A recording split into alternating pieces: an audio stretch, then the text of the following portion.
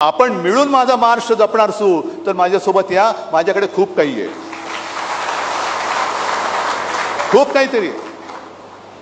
म्हणजे साधी गोष्ट आहे की मरे मी बघितलं, आता मला वाटतं सकाळपासून आजपर्यंत बरेच मार्गदर्शन झाले. एक फक्त मुद्दा म्हणून मी त्याचा फोटो काढून आणलाय की आपली तयारी कशी पाहिजे. मला वाटतं विनायकजी तुम्ही सगळे याचं मार्गदर्शन केलं ना, बूथ मॅनेजमेंट. ही माझ्याकडे भारतीय जनता पार्टी महाराष्ट्र बूथ समिती गठन तपशील हे मुंबईचं आहे. आपली सुद्धा लोक असतात तो इकडे तिकडे, असं काय नाही की त्यांचीच लोक आपल्याकडे असतात. त्यांच्यात पण काय चाललंय मला रोज कळत असतं. तर त्यांनी कसं केलं, मांडणी कशी केली मुद्दा म्हणून सांगतो. त्यांनी आता ह्याच्याकडे माझ्याकडे मांडणी कशी केली मुद्दा म्हणून सांगतो. त्यांनी आता ह्याच्याकडे माझ्याकडे सगळं विभाग वगैरे आहे, ते मी सांगणार नाही, नाही तर कोणी पाठवलं ते कळू शकेल. पण हे मुंबईचं आहे. ह्याच्यामध्ये जबाबदारी त्याच्यात नंबर 1 आहे बूथ अध्यक्ष. मग त्याच्या पुढे त्या माणसाचं पूर्ण नाव, मोबाईल नंबर.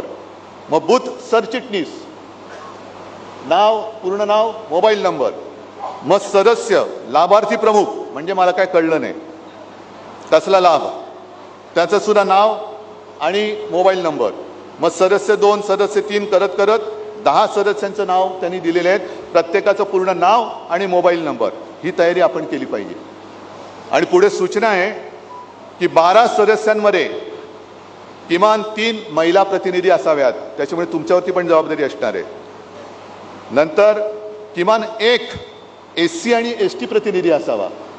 ही त्यांची मांडणी आहे आणि या मांडणीने ते पुढे चाललेले आहेत. म्हणजे EVMचा घोटाळा आहे, जरूर आहे, योजनांचं गारूड नक्की आहे, पण त्याचबरोबरीने बूथ मॅनेजमेंट हे फार महत्त्वाचं आहे. बोगस वोटिंग, तुम्ही खात्रीपूर्वक सांगता तुमच्याकडे एक सुद्धा बोगस मतदान झालं नसेल. पण जर का आपले बूथ प्रमुख आणि पोलिंग एजंट त्यांना आपण ट्रेनिंग दिलं, आपले होते, पण बूथ प्रमुख एवढ्यासाठी पाहिजे की तो यादीतल्या प्रत्येकाला नावानिशी चेहऱ्या सकट ओळखणारा पाहिजे. आणि त्या टीम मधला एक जर का माझा पोलिंग एजंट असेल तर आलेला माणूस हा त्या मतदार यादीतला आणि नाव आणि त्याचा चेहरा जुळतोय. कार्ड बोगस मिळू शकतो, चेहरा अजून बोगस मिळत नाहीये. पातळीपर्यंत ही लोक गेलेली आहेत, आपल्याला सुद्धा त्याच पातळीपर्यंत जावं लागेल.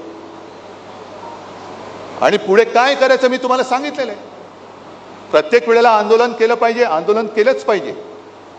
पण इतर वेळेला जिथे जिथे आपण जातो, म्हणजे मला हे एका काँग्रेसवाल्यांनी सांगितलं निवडणुकीनंतर, घरी आले होते. मला म्हणाले साहेब काय झालं आपलं विधानसभेला, आपल्या 3 पक्षामध्ये जी काही खेचाखेची चालू राहिली होती त्याच्यामुळे जरा लोक पण संभ्रमात होती. आणि या सगळ्या गदारोळामध्ये आपल्या सरकारने केलेलं काम हे आपणच मारून टाकलं. कळलं तुम्हाला? मग आपण आपल्या कामाबद्दल किती बोललो, आपण सरकार यशस्वीपणाने चालून दाखवलं होतं.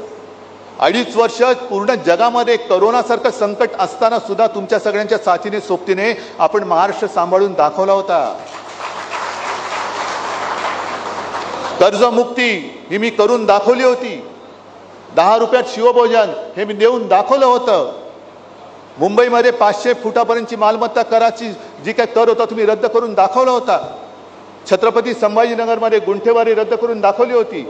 अनेक गोष्टी मी करून दाखवल्या होत्या, मी म्हणजे आपल्या सरकारने. पण आपण काय राहिलं, तुम्ही किती देताय, 2100, आम्ही 3000, तुम्ही किती देताय, एवढे, आम्ही तेवढे. ह्याच्यात नुसतं आपल्या चढाओढीमध्ये राहिलं. आणि आपण केलेलं काम म्हणजे लोकांना, या लोकांनी जे काही भ्रमिष्ट करून ठेवलं होतं तो भ्रम आपण पुसून टाकू शकलो नाही. नवनवीन घडामोडी पाहण्यासाठी स्टार महाराष्ट्र न्यूजला सबस्क्राइब करा आणि ताज्या बातम्यांचे अपडेट मिळवण्यासाठी बेल आयकॉनला प्रेस करा आणि परिपूर्ण बातमीबरोबर रहा, इतरांपेक्षा एक पाऊल पुढे.